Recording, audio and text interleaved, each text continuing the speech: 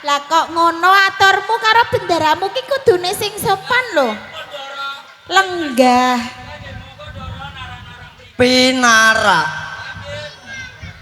Monggo lenggah. Napa? Rama si bendino. Nying lan kowe cong sajak gayeng anggonmu paring lelipur to. Apa kowe ora kelingan ning mburi kae ana pakaryan, coba kae dirampungke luwih dhisik.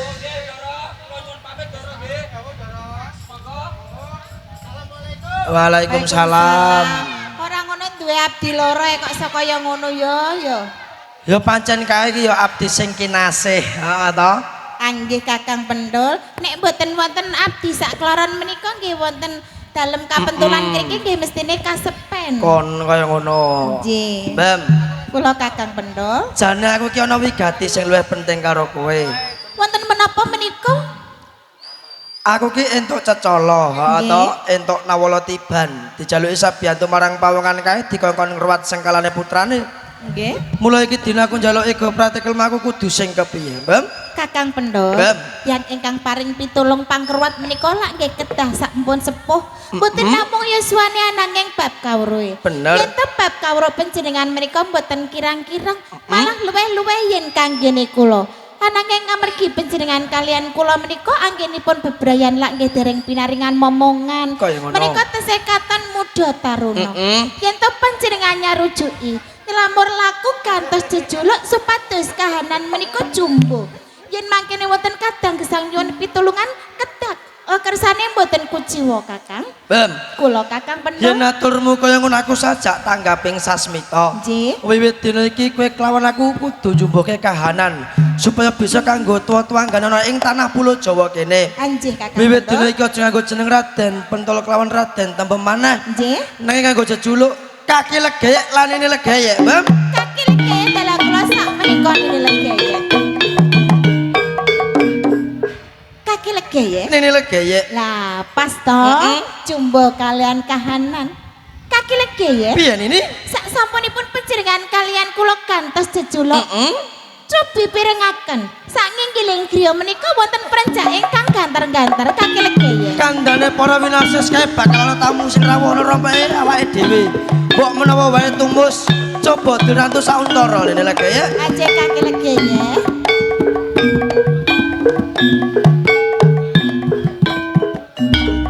Sajak kledang-kledang.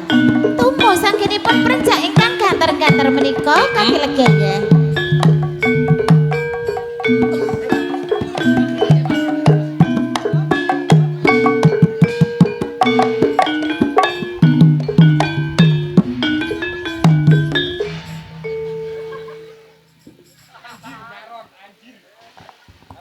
Assalamualaikum warahmatullahi wabarakatuh. Waalaikumsalam warahmatullahi wabarakatuh. Nun sewu, mboten ateges kula tambuh ing kahanan. Saderengipun dereng nate tepung nggih Pak. Nun sewu, panjenengan menika paring asma sinten saking dusun pundi lan wigatosanipun napa? Gunanto. Bapak Gunanto. Menika pernah garwa panjenengan nggih? Kang asma?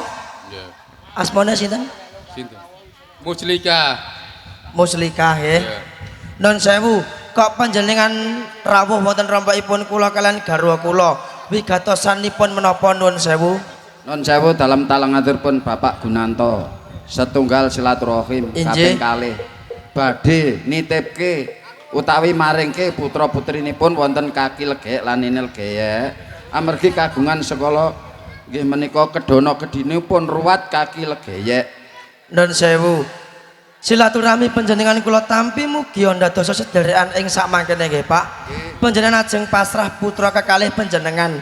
Napa panjenengan sampun ikhlas lahir batos panjenengan? Nggih, lahir batin. Ibu sampun ikhlas nggih. Kae coba dijak rene to Nini Legeyek.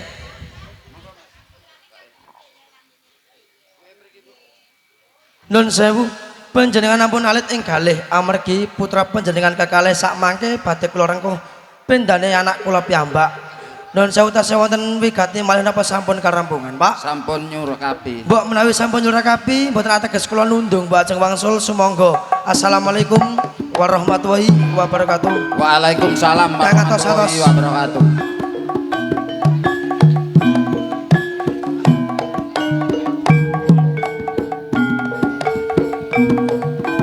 Kaki legeye. Nini legeye. Banget bungae ati kula kaki legeye. Menapa ingkang kula sesuwun kula dedonga rinten lan dalu. Menika kasimbadan. Pinaringan putra boten namung sawiji. Langsung kekalih putri lan putra kaki legeye. Ya iki sing kok antu-antu lan sing kok dama-dama. Nggih. Anggonmu ndedonga marang Gusti kang gelar jagat saiki wis dadi kasunyatan ini lagi ya. Nggih, senajan to menika namung putra lan putri titipan, ananging bakal kula wentah, kula rengkuh, kula tresnani lair tumusing batin kaki. Wis sak mestine kudu kaya ngono. Nini lagi ya.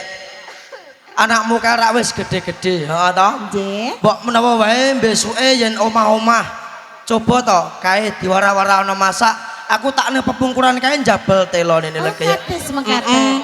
No, nang, iki lak kowe ya wis akhir dewasa. Ora-orane mengko sedelok meneh iki mesti omah-omah. Ayo tak warai masak ning gone pawon kae sik ana beras setaker supayane mengkone yen to kowe omah-omah kuwi ora kagok. Ayo, ayo. Aku tak ne pepungkuran kae nini lagi ya. Lagi ya. Aku tuh iki bisa masak. Tapi orang lanang kudu ya iso masak kaya ngono. Apa to kae? Ayo, ayo padha ayo mrene. Ana apa to kae? Lah kok kewan gegere setan saja juga wae kaya ngono. Lah kok malah ora rene? Ayo, ayo. Lho ora kaya ngono. Kewan kae dadak oyak-oyak kaya ngene.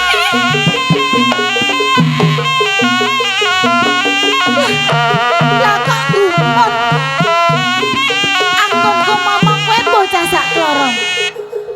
Tansah ana sing ganggu gawe. Kae kaya kewan ananging ora katun mung seplaret-seplaret kaya ngono. Tamangka kaki legaya iki isih ana ning gone kebon kono. Kaki legaya. Menapa panjenengan menika boten mireng kaki legaya? Kahanan wonten rompok niki kaki legaya. Nini lagi ya. Tak rungake saka pepungkuran kae padha pating glembor pating jlerit. Janjane iki ana kedadan apa nini lagi ya. Cobi jenengan persani kaki legaya. Beras sak taker sing kala wau ajeng kula masak. Kocar-kacir tansah diganggu gawe marang kewan gegirisi kaki legaya. Beras kae diucar-acirke. Kewan sing lah menika yen to dingeti boten katon ananging kaujud kaki legaya. Kok ora mlayu kowe nini lagi ya. Bocah sak kloron menika sampun kula jak ndelik wonten gubuk menika. Gubuk kae. Gubuk nika kocar-kacir dirusak kalian kewan menika kaki legaya mboten namung semanten.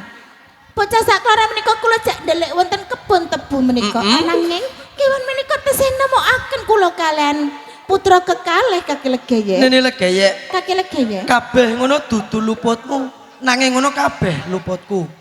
Apa kowe ra kelingan nalikane wong tuane kae rawuh masrahke putrane sak lorone kae. Nggih.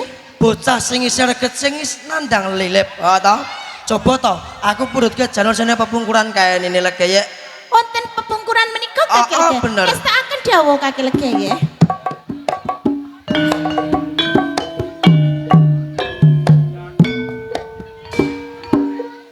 Kaki legaya.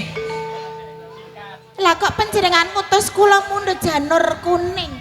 Menika wonten keginaanipun menapa kaki legaya? Yen sliramu ora mangerteni coba to. Janur kae bakal ndak kalong kono janggane anakmu sak lorone. Nggih. Kanggo keslametane rina kelawan wengine. Kados ngaten. Coba ndak kalongake ini legi. Sumangga kaki legaya.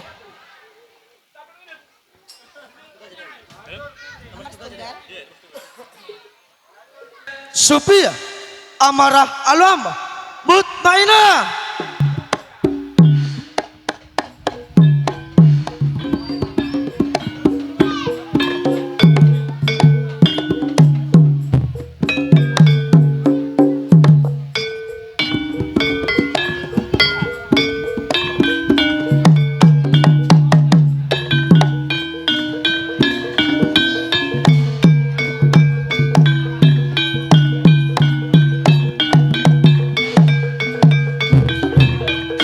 Nini Legeye.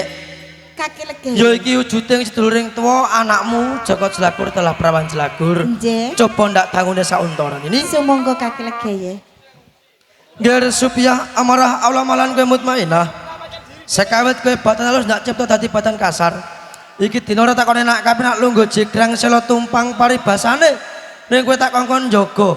Bau kiwa tengene kadang manem uga dadi kanca ruwane Nini Legeye apa ya saku, Ngger.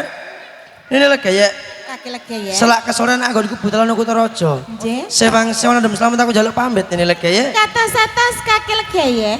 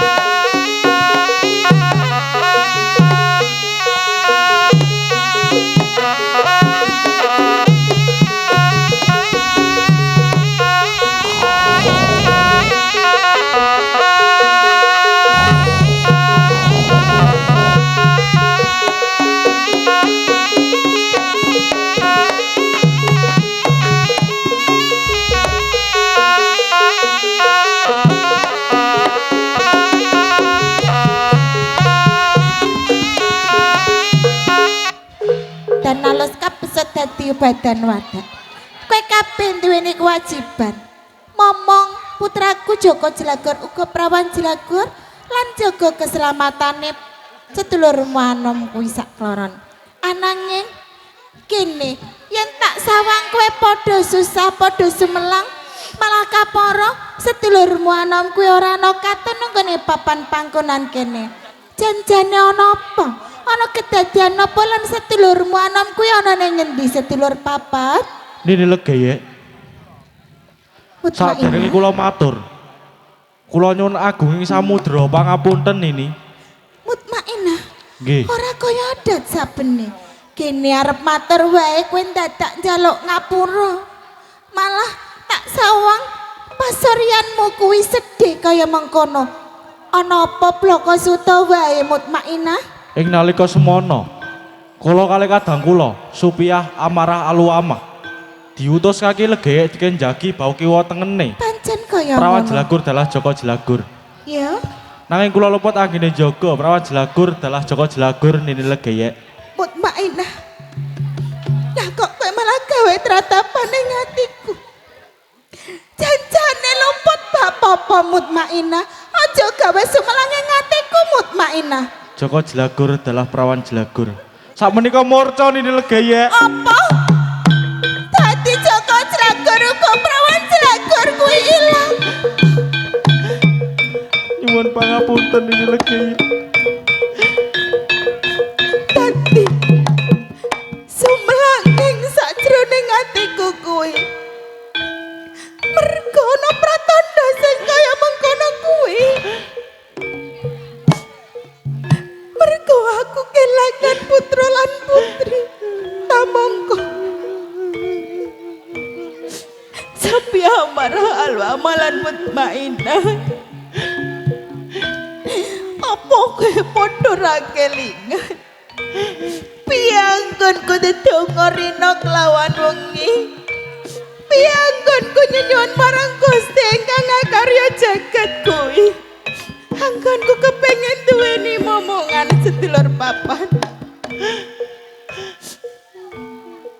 Kowe kabeh uga mangerteni sapa Joko Jelagur lan prawan Jelagur kuwi. Bebaya sakjroning rompok mriki. Nini legeye diutus kaki legeye. Ngejuk Bathara kaping 3 kanthi nyebut asmine kaki legeye ngini. Dadi pawelinge kaki legeye rikala semono kuwi.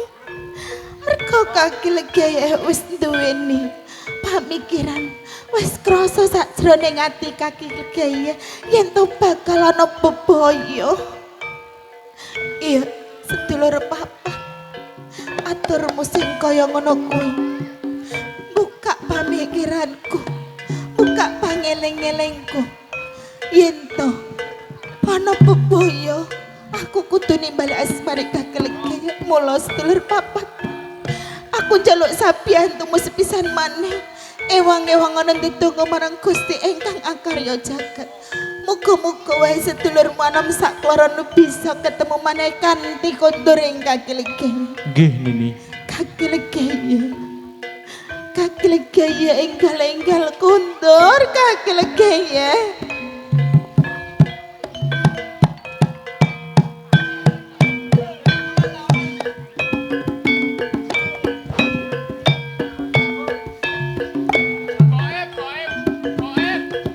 Nini legeye. Kaki legeye. Aku bali ora kok papa karo esem guyumu, malah kok papa karo tawang-tawang tangismu. Kaki legeye.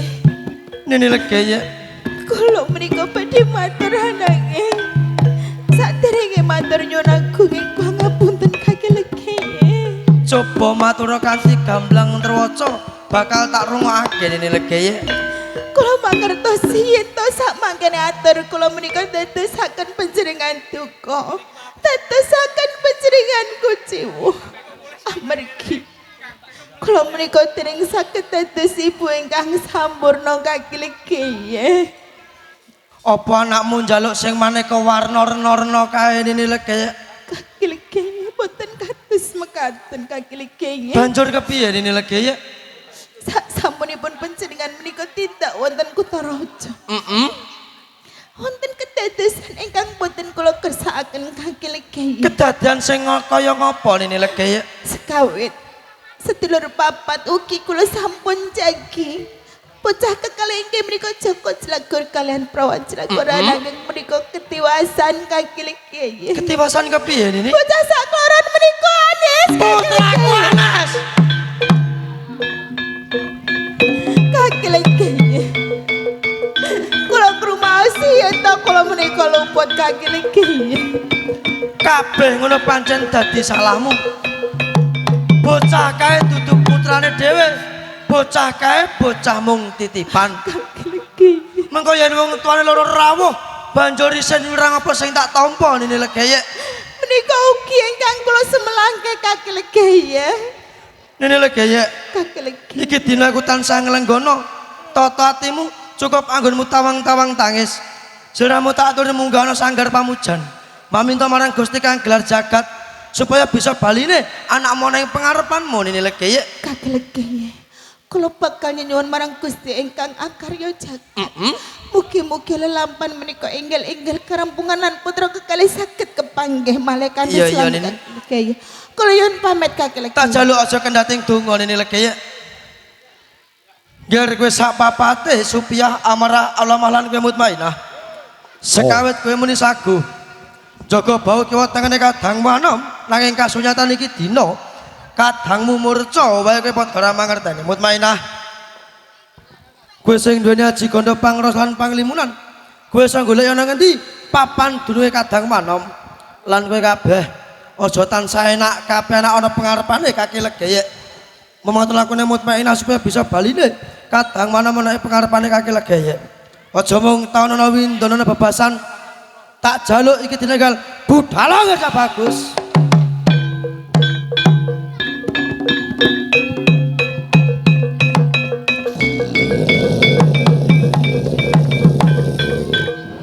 Wila dalang ger Supiah amarah alamah lan kowe mutmainah. Sekawit kowe tak tundung saka sakjroning rompok kene, tak kongkon golek ana ngendi papan dununge kadang manom. Kasunyatan iki dina kowe wis mani lumarap bali ana pengarepane kaki Legeye. Mutmainah, apa wis entuk gawe kerja bagus? Payaman kang gegirisi kae leres kang nyidra kadang kula anem kekalih kaki Legeye. Dadi kewan kang gegir kang nyidra kadang manom. Ger sekawit kowe kabeh maujud batan alus, iki dina bakal ndak cipta dadi batan alus maneh. Kanggo kekuatane jiwa ragane kadang manom sak lorone. Kula rasa kasuwane iki ditinggal lebono kerja bagus.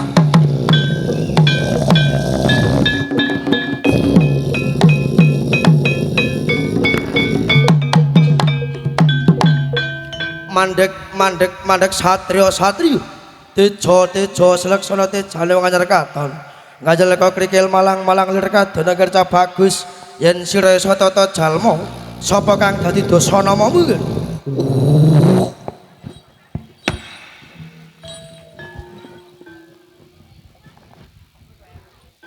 yen kowe tambuh karo aku sing kena diarani Sri Bathara Kala Glab Sayuta.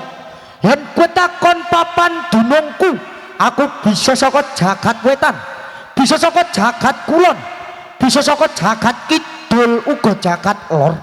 Ngendi ana pawongan kang duweni gethek ciri nandang sengkala, kuwi dadi papan dunungku keparat. Kosok baline kowe wani langap-langap ana sak pengarepanku sapa kowe? Wis dadi sira kang aran Sri Bathara Kala Glab Sayuta. Wis jamak lumrahe menungso urip kon pinakon ana sak tengahing dalan prapatan. Ya aku iki kaki Legeye uga sisianku Nini Legeye kang dadi sesingitku kerja bagus. Kaki Legeye Eleng bareng. dina kowe ganggu gawe nggonku lagi enak kepenak ana sak ngisore wit gedhe. Mbok eret-eret tumeka ana sak pengarepanmu. Kuwi mung merga ilange putra lan putrimu. Muhammad Nur Cahya adalah Devi Anisha Putri, putra lan putri titipan saka bapa. Gunato adalah ibu muslihah. Roh ora ndak kikiti aku kang nyidra putra lan putrimu kuwi mau Kaki Legeye. Kaki Legeye Eleng bareng. apa kowe lali yen putra lan putrimu kuwi mau bocah kang duweni gethek ciri nandang sengkala, kedana, kedini, sapa pawongan kang duweni anak kang duweni gethek ciri nandang sengkala kedono kedini utawa kedini kedono yen ora diruwat bakal dadi tadah kala mangsaku kaki legaya Gelap sayuto eling din eling ngongger cap bagus sekawit kowe kena nadah kala mangsa titi sing bapa dami bukawa sing nandang lali lan sing nandang sengkala ing wektu dina iki bapa Gunanto adalah ibu Muslikah kae wis eling ruwat sengkalane putrane malah kapora bocah kae wis dak kalungi aji sangut pretandakake bocah kae bocah kang wis suci ora duwe gethek ciri apa wae mula gelap sayuta wektu dina iki putraku entuk ya ndak jaluk ora entuk ya ndak jaluk upama gelap sayuta ngamuk bakal ndak sembadani kerja bagus kaki legaya eneng paran ora gampang njaluk baline putra lan putrimu sing wis ana sak jroning gua garbaku nanging yen ora ndak balekake kuwi mesakne jalaran kuwi putra lan putri titipan iya aku saguh balekake slamet kanthi wingi uni nanging aku njaluk ijol telung perkara kaki legaya sing kok jaluk waton donyana wujud bakal ndak wujud apa kang dadi panjalukmu kowe njaluk maneka warna mas picis raja brana busana sing kebebyar waton siji aja mudune lintang kelawan rembulan kae kaki legaya eneng barang aku ora njaluk gembebiaring donya ora njaluk tumurine lintang kelawan rembulan kuwi ya ora banjur rehne putra lan putrimu kuwi raga kekantilan nyawa kang kepanjingan sukma iya minangka gantine raga kekantilan nyawa kang kepanjingan sukma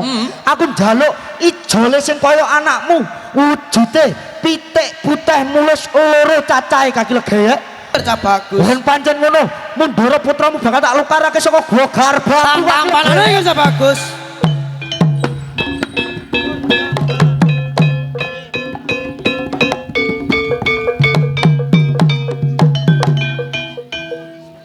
Nini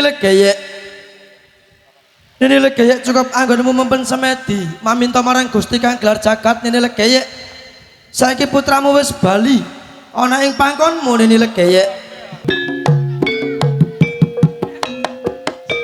Kaki legayek Nini legayek panjenengan anggenipun nimbali kula menika menapa amargi bocah kekalih sampun kepanggih kaki legayek kasunyatane kaya mangkono janjane menika kepanggih wonten pundi kok kaki legayek sejatine anakmu kae ditadah kala mangsa marang Bathara Kala kae Bathara Kala heeh nganti aku ndadekake peperangan bot-bot aku njaluk putramu sak lorone kae lajeng menapa wonten bebana ingkang dipun sesuwun marang Bathara Kala menika kaki legayek dheweke uga duwe bebana kanggo gantine anakmu sak lorone kae ananging sak menika sampun boten wonten menapa-menapa to kaki legayek Bathara Kala boten bakal mundhut malih to ora Nini legayek nanging ngene lho Nini legayek pripun damar mancung tinupet lelakon iki cukup padi iki cukup aku kelawan kowe sing mangerteni nggih aja ngasih wong tuane loro kae mangerteni kedadian sak jene rompok kene anggih kaki legayek kula boten bakal buka wati menika ananging kaki legayek piye Nini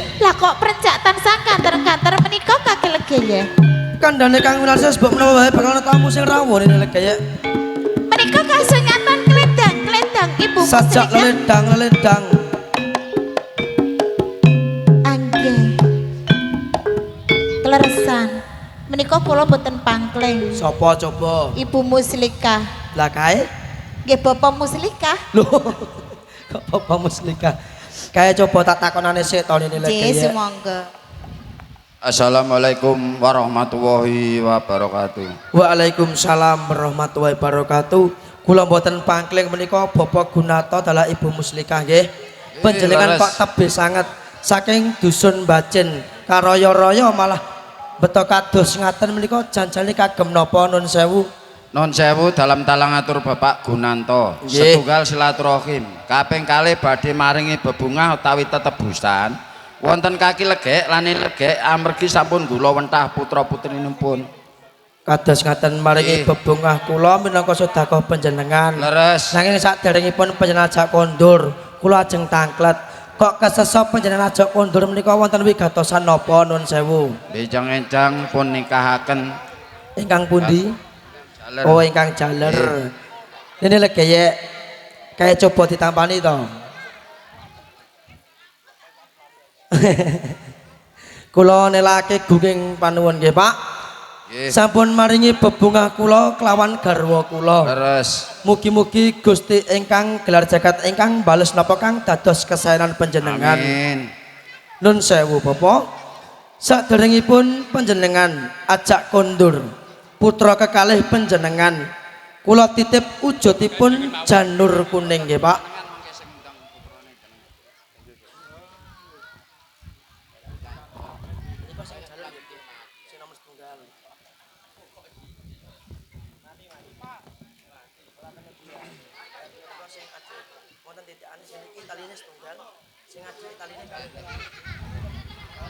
Ingkang putri.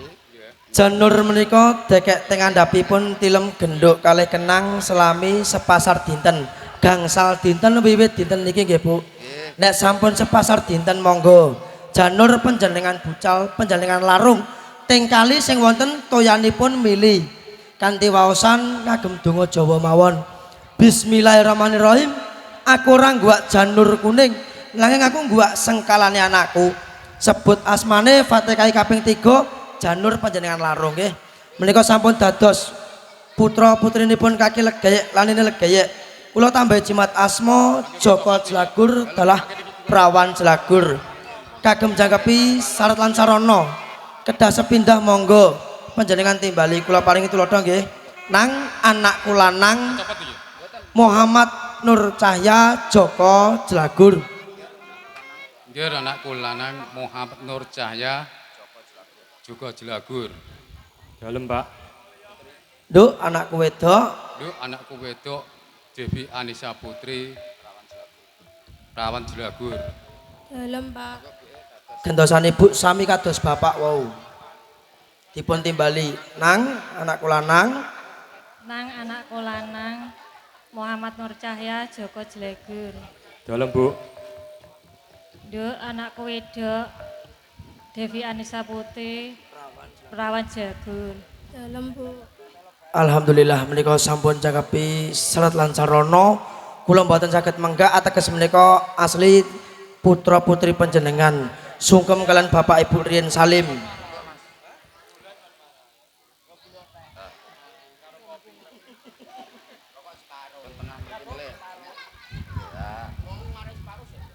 Nun sewu Pak.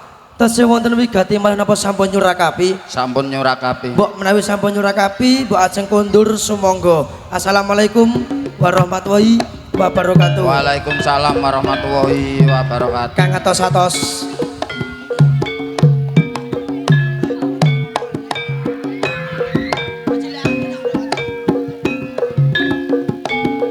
Beras kuning.